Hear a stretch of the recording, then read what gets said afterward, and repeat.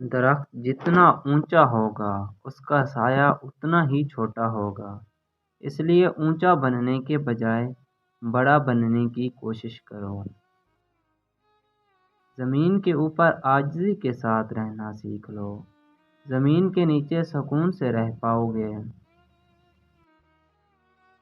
گناہ کو پھیلانے کا ذریعہ بھی مت بنو، کیونکہ ہو سکتا ہے آپ تو توبہ کر لو، پر جس کو آپ نے گناہ پر لگایا ہے وہ آپ کی آخرت کی تباہی کا سبب بن جائے۔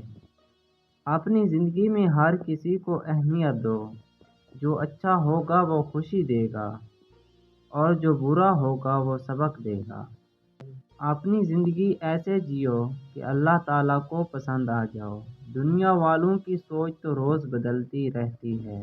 مصروف زندگی نماز کو مشکل بنا دیتی ہے، لیکن نماز مصروف زندگی کو بھی آسان بنا دیتی ہے۔ خاموشیاں ہی بہتر ہیں صاحب لفظوں سے، لوگ روٹھتے بہت ہیں غیر ضروری۔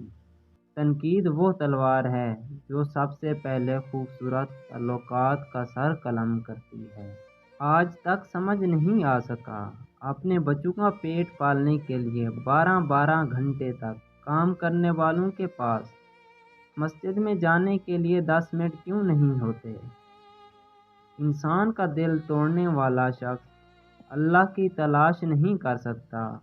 انسان کی اصل موت تب ہوتی ہے جب کسی کے دل سے نکلتا ہے۔